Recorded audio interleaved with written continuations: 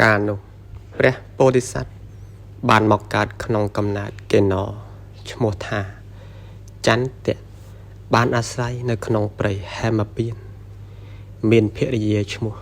ចន្ទាទាំងកេណោនិងកេណោរីទាំងពីរនាក់ប្តីប្រពន្ធបានអាស្រ័យនៅភ្នំប្រាក់ដែលមានឈ្មោះថាចន្ទៈបពតព្រះបាទព្រហ្មទត្តមានព្រះរាជបំណងនឹងស្ដេចយាងចេញទៅប្រទានព្រៃបរបាញ់សត្វនៅក្នុងព្រៃហេមពៀនទៅព្រះអង្គប្រគល់រាជកិច្ចឲ្យដល់ពួកអាមាត្យធ្វើជំនួសហើយព្រះអង្គទ្រង់ស្លៀកព្រះភូសា2ជាន់ទ្រង់ចងសៀតអាវុធ5ប្រការបានដល់1ព្រះខ័ន2លំពេ3ព្រួញ4ដំបងនិង5ចាក់រួចស្រេចហើយព្រះអង្គយាងចូលទៅកាន់ព្រៃហេមពៀនមួយព្រះអង្គឯងកាលព្រះអង្គបាញ់បានមរឹកហើយព្រះរាជាក៏ទ្រង់ធ្វើក្រយាសោយដោយខ្លួនព្រះអង្គឯងរួចក៏ទ្រង់យាងប្រពាតព្រៃទៅតាមលំដាប់នៅក្នុងព្រៃហេមពៀននោះទៀតរហូតមកដល់ស្ទឹងតូចមួយកន្លែងដែលស្ថិតនៅក្បែរភ្នំចន្ទៈបពតនោះព្រះអង្គក៏រកកន្លែងមួយប្រថាប់សម្រាកដើម្បីទតរកមើលវត្ថុផ្សេងតាមព្រះរាជបំណងកេណោទាំងឡាយដែលអាស្រ័យលើភ្នំចន្ទៈបពតប្រក្រតីនៃការរស់នៅដូចជាក្នុងរដូវភ្លៀងនាំគ្នារស់នៅលើភ្នំមិនចុះមករស់នៅក្រោមឡើយលុះដល់រដូវប្រាំងវិញនាំគ្នាចុះពីលើភ្នំមករស់នៅខាងក្រោមវិញពេលនោះកេណោចន្ទៈបានចុះពីលើភ្នំមកជាមួយនឹងនាងកេណោរីចន្ទាដែលជាភរិយារបស់ខ្លួនថែមទាំងបានដើររករបស់ដែលមានក្លិនក្រអូបផ្សេងមកលាបនិងដើររកបរិភោគកេសរផ្កាឈើជាអាហារបេះផ្កាឈើនិងស្លឹកមកដោតជាសម្ពុតសម្រាប់ស្លៀកដណ្ដប់មិនមែនត្រឹមតែប៉ុណ្ណោះបាននាំគ្នាមកយល់តងលេងដែលធ្វើដោយវត្តនៅត្រង់កំពង់ទឹកជាដើមហើយនាំគ្នាច្រៀងដោយសំឡេងដ៏ពីរោះផ្អែមល្ហែមនៅក្នុងទីផ្សេងយ៉ាងសប្បាយក្រៃលែងកាលមកដល់ស្ទឹងតូចកន្លែងនោះទើបនាំគ្នាចុះទៅត្រង់ទីទឹកគួចមួយកន្លែងបានរយផ្កាឈើដាក់នៅលើទឹករួចនាំគ្នាលេងទឹកហើយឆ្លៀកដណ្ដប់សម្ពុតដែលធ្វើដោយផ្កាឈើនិងស្លឹកឈើបានតាក់តែងទីដេកដោយផ្កាឈើនៅត្រង់ឆ្នេរខ្សាច់ដែលមានពណ៌ដូចផ្ទាំងប្រាក់ដោយកាន់បំពង់ឫស្សីអង្គុយលើទីដំណេកលំដាប់ពីនោះកេណោចន្ទៈក៏គោះបំពង់ឫស្សីហើយបានច្រៀងដោយសំឡេងយ៉ាងពីរោះចំណែកឯនាងកេណោរីចន្ទា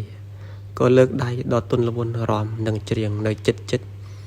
កេណោចន្ទៈជាស្វាមីគ្រានោះព្រះបាទព្រហ្មទត្តទ្រង់បានឮសំឡេងច្រៀងរបស់កេណោទាំងពីរនោះហើយទើបទ្រង់យាងទៅបណ្ដាដោយថ្នមជើងមិនឲ្យឮខ្លាំងដោយស្ដេចទៅប្រថាប់ឈរអែបទួតមើលកាលទតឃើញកេណោទាំងពីរនោះហើយក៏មានប្រតិបត្តិស្រឡាញ់នាងកេណោរីចន្ទាព្រះរាជាទ្រង់ត្រិះរិះថាយើងនឹងបាញ់កេណោនោះឲ្យស្លាប់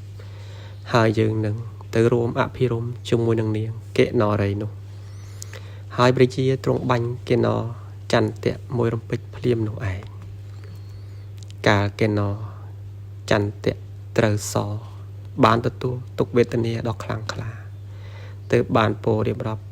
ដៃពោលបាទគាថា4គាថាថា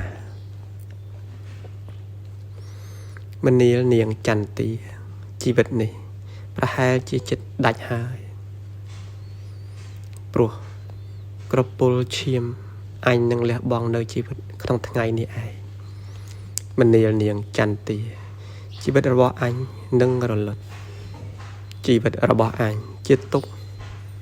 ពប់ចុះហើយហឫទ័យរបស់អញក្តៅអញលំបាកក្រៃពេក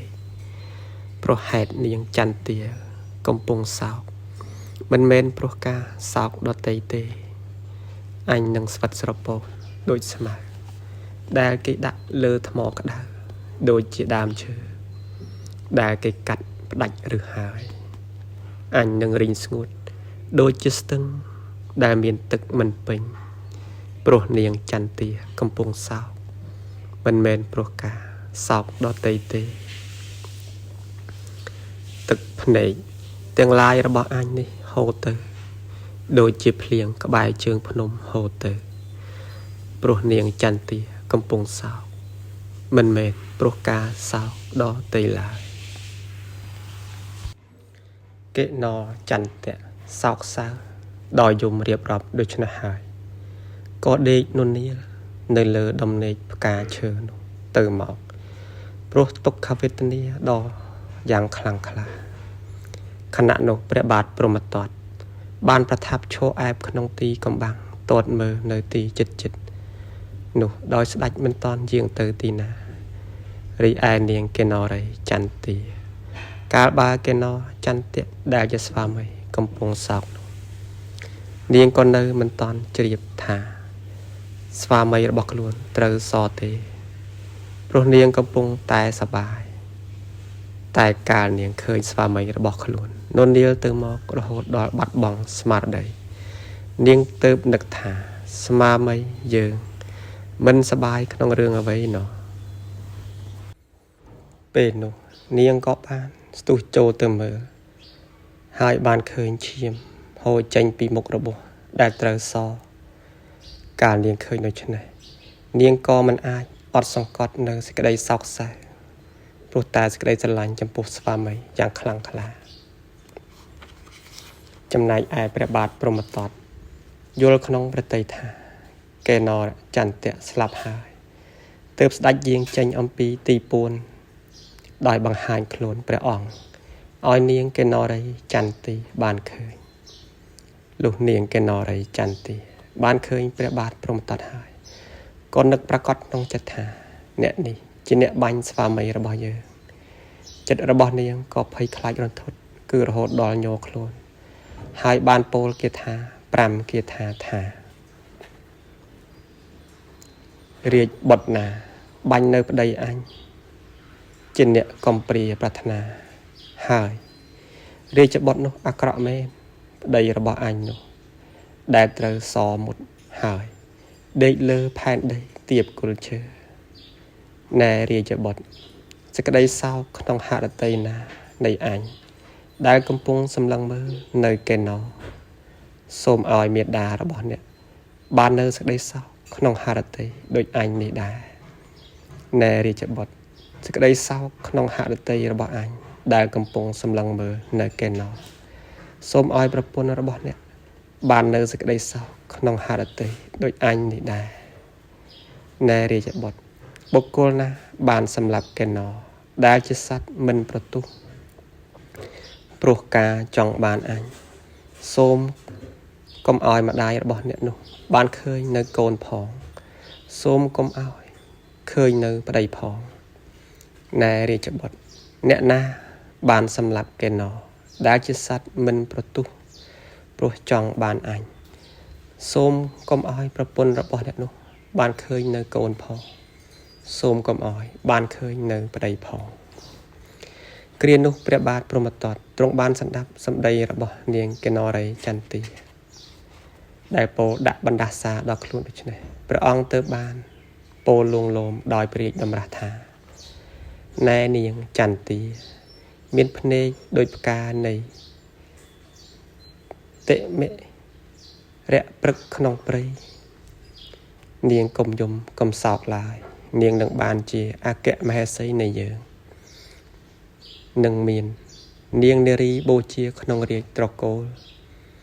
នាងកិណោរីចន្ទាបានស្ដាប់ព្រះរាជតម្រាស់របស់ព្រះបាទព្រហ្មទត្តហើយទើបស្រែកប្រាប់ទៅវិញថាលោកនិយាយដូចម្ដេចទើបនាងពោលថាណែរាជបុត្រអ្នកណាបានសម្លាប់នៅកិណោ ដែលជាសត្វមិនប្រទោះព្រោះការចង់បានអញស៊ូតែស្លាប់អញនឹងមិនធ្វើជាប្រពន្ធរបស់អ្នកនោះទេលំដាប់នោះព្រះបាទព្រហ្មទត្តទ្រង់ស្ដាប់សម្ដីរបស់នាងកេណរីចន្ទាហើយក៏ទ្រង់អស់សង្ឃឹមនៅក្នុងខ្លួននាងទើបត្រាស់តបថាណែនាងកេណរីដែលជាស្រីមានសេចក្តីខ្លាចផងចង់រស់នៅផងនាងជាមេមរឹកមានស្លឹកកំញៀននិងស្លឹកក្រស្នាជាភោជនៈចូលនាងទៅកាន់ព្រៃហេមវ័នចុះពួកមរឹកដតីនិងត្រេកត្រអាលចំពោះនាងការព្រះបាទព្រហ្មទត្តត្រាស់ដូច្នោះហើយស្ដេចក៏ជះចេញទៅរីឯនាងកេណរីចន្ទាកាលជាបថាព្រះជាស្ដេចយាងចេញទៅហើយទើបចុះមកបីស្វាមីទៅលើភ្នំហើយឲ្យកេណចន្ទៈដែលជាស្វាមីដេកនៅលើផ្ទៃបបពាត់លើក្បាលរបស់ស្វាមីមកដាក់នៅលើភ្លៅរបស់ខ្លួនហើយស្រែកយំបានពោលនៅព្រះគាថា12គាថាថាភ្នំទាំងឡាយនោះផងជ្រោះភ្នំទាំងឡាយនោះផងគុហាភ្នំទាំងឡាយនោះផងបបិទ្ធកេណខ្ញុំកាលមិនឃើញអ្នកក្នុងទីនោះតើនឹងធ្វើដូចម្ដេចយើងទាំងឡាយរមែងត្រេកត្រអាលជាមួយគ្នាលើភ្នំទាំងឡាយណាបបិទ្ធកេណកាលខ្ញុំមិនឃើញអ្នកលើភ្នំទាំងឡាយនោះតើនឹងធ្វើដូចម្ដេចភ្នំទាំងឡាយនោះដេកដាស់ដោយស្លឹកឈើគួរឲ្យរីករាយដែលពួកមរឹកសាហាវធ្លាប់ដើរទៅមកញឹកញយបបិទ្ធកេណខ្ញុំកាលមិនឃើញអ្នកក្នុងទីនោះតើនឹងធ្វើដូចម្ដេចស្ទឹងលើភ្នំនិងស្ទឹងក្នុងព្រៃទាំងឡាយមានទឹកដ៏ថ្លាកាលហូរទៅមានផ្កាឈើអណ្ដែតទៅតាមក្រសែទឹកប្រងព្រាតបបិទ្ធកេណខ្ញុំកាលមិនឃើញអ្នកក្នុងទីនោះតើនឹងធ្វើដូចម្ដេចកំពូលទាំងឡាយនៃភ្នំហេមវ័នមានពណ៌ខៀវគួរឲ្យរមិលមើលបបិទ្ធកេណខ្ញុំកាលមិនឃើញអ្នកក្នុងទីនោះតើនឹងធ្វើដូចម្ដេចកំពូលទាំងឡាយនៃភ្នំហេមវ័នមានពណ៌ក្រហមគួរឲ្យពេចពិលរមិលមើលបបិទ្ធកេណខ្ញុំកាលមិនឃើញអ្នកក្នុងទីនោះតើនឹងធ្វើដូចម្ដេចកំពូលទាំងឡាយនៃភ្នំហេមវ័នមានចុងស្រួចគួរឲ្យរមិលមើលបបិទ្ធកេណខ្ញុំកាលមិនឃើញអ្នកក្នុងទីនោះតើនឹងធ្វើដូចម្ដេចកំពូលទាំងឡាយនៃភ្នំហេមវ័នដែលមានពណ៌សគួរឲ្យរមិលមើលបបិទ្ធកេណខ្ញុំកាលមិនឃើញអ្នកក្នុងទីនោះតើនឹងធ្វើដូចម្ដេចកំពូលទាំងឡាយនៃភ្នំហេមវ័នដ៏វិចិត្រគួរឲ្យរមិលមើលបបិទ្ធកេណខ្ញុំកាលមិនឃើញអ្នកក្នុងទីនោះតើនឹងធ្វើដូចម្ដេចបបិទ្ធកេណខ្ញុំកាលមិនឃើញអ្នកក្នុងភ្នំគុណធមៀលនោះដែលភុមិទេវតាសេពជាភ្នំដេកដាស់ដោយឱសថទាំងឡាយតើនឹងធ្វើដូចម្ដេចបបិទ្ធកេណខ្ញុំកាលមិនឃើញអ្នកលើភ្នំគុណធមៀលនោះដែលពួកកេណសេពហើយជាភ្នំដេកដាស់ដោយឱសថទាំងឡាយតើនឹងធ្វើដូចម្ដេចកាលនាងកេណរីចន្ទាយំរៀបរាប់យ៉ាងនេះហើយទើបយកដៃដាក់លើទ្រូងរបស់កេណចន្ទៈដែលជាស្វាមីភ្លាមនោះនាងក៏ដឹងថាកាយនៅមានកម្ដៅនាងក៏គិតក្នុងចិត្តថាបងចន្ទៈប្រកាសជាមានជីវិតនៅឡើយយើងនឹងសូមអង្វរចំពោះទេវតាទាំងឡាយឲ្យជួយជីវិតបងចន្ទៈហើយនាងបានបន្លឺវិចារឡើងថាស្ដេចលោកកបាលអ្នកគ្រប់គ្រងលោកទាំងឡាយមិនមាននៅឬទេឬស្លាប់អស់ទៅហើយទើបលោកមិនមកជួយស្វាមីដែលជាទីស្រឡាញ់របស់ខ្ញុំកាលនាងបន្លឺវិចារដូច្នោះហើយភពនៃស្ដេចសក្កៈបានកើតភាពក្តៅឡើងសក្កៈទេវរាជទើបទ្រង់ពិចារណាមើលដោយព្រះនេត្រទឹកក៏ទ្រង់ជ្រាបនៅហេតុនោះហ ហើយព្រះអង្គស្ដេចចុះចាកស្ថានតាវតឹងដោយទ្រង់ខ្លែងភេទជាព្រាហ្មណ៍និងទ្រង់ប្រើសុគន្ធវេរីប្រោះព្រំកេណោចន្ទៈឲ្យរស់ឡើងមានស្មារតីមកវិញក្រោយពីស្ដេចសកៈទ្រង់ប្រោះព្រំសុគន្ធវេរីដល់កេណោចន្ទៈហើយពឹសនៃសក៏អណ្ដរធានបាត់ទៅមួយរំពេចនោះឯងមុខរបួសដែលត្រូវសមុតមានសាច់ដោះឡើងដោយប្រក្រដីដើមមិនមានស្នាមដែលត្រូវសមុតឡើយកេណោចន្ទៈអាចក្រោកឡើងបានងាយស្រួលរីឯនាងកេណោរីចន្ទាការឃើញស្វាមីដែលជាទីស្រឡាញ់ផុតភ័យក៏មានសេចក្តីសោមនស្សយ៉ាងក្រៃលែងទៅក្រាបព្រះបាទនៃស្ដេចសកៈដែលទ្រង់ខ្លែងភេទជាព្រាហ្មណ៍ហើយពោលថាបបិទ្ធព្រំជាម្ចាស់ខ្ញុំសូមថ្វាយបង្គំនៅព្រះបាទទាំងឡាយរបស់លោកព្រោះបានស្រោចស្រង់ប្តីដែលជាស្រីកំព្រាប្រាថ្នាហើយ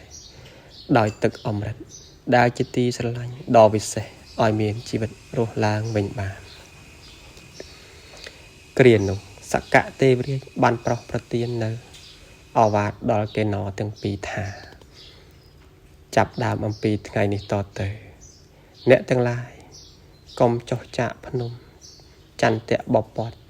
ទៅកាន់ដីមនុស្សទៀតឡើយចូលនៅតែទីនេះលោកព្រះអង្គត្រាស់ដូច្នោះហើយទើបស្ដេចត្រឡប់ទៅកាន់ទឹកវិមានរបស់ព្រះអង្គវិញគ្រានោះនាងកេណោរីចន្ទាបានពោលជាមួយនឹងកេណោចន្ទៈដែលជាស្វាមីថាបងយើងទាំងពីរនាក់នឹងរស់នៅក្នុងទីកន្លែងនេះដែលជាទីកន្លែងមិនមានអន្តរាយដើម្បីប្រយោជន៍ដល់យើងទាំងពីរនាក់ដែលរស់នៅជាមួយគ្នាបានរហូតមិនផុតប្រាសគ្នាដូច្នេះយើងនាំគ្នារស់នៅត្រង់ភ្នំនេះហើយរួចនាងបានពោលគេថាចុងក្រោយថាឥឡូវនេះយើងទាំងពីរនាក់នឹងត្រាច់ទៅកាន់ស្ទឹងក្បែរភ្នំនិងស្ទឹងក្នុងព្រៃទាំងឡាយដែលមានផ្កាឈើអណ្ដែតទៅតាមខ្សែទឹកប្រងព្រាតទាំងមានឈើផ្សេងដុះហែហមយើងទាំងពីរនាក់នឹងពោលនៅពាក្យជាទីស្រឡាញ់ទៅវិញទៅមកដល់គ្នានឹងគ្នាគ្រានោះព្រះសាស្តាការទ្រង់ប្រោសប្រទានព្រះធម្មទេសនាជាដកនេះចប់ហើយទើបត្រាស់ថាមនាលភិក្ខុទាំងឡាយមិនមែនតែក្នុងពេលនេះប៉ុណ្ណោះទេសូម្បីតែនៅក្នុងអតីតជាតិព្រះនាងយសោធរាក៏មានចិត្តស្មោះត្រង់មិនគិតដើរចោលតថាគតដូចគ្នារួចព្រះអង្គទ្រង់ត្រាស់ប្រជុំនិទានជាដកថាព្រះបាទព្រហ្មទត្តក្នុងកាលនោះបានមកជាទេវទត្តក្នុងកាលឥឡូវនេះឯស្ដេចសកៈទេវរាជបានមកជាព្រះអនុរុទ្ធទេ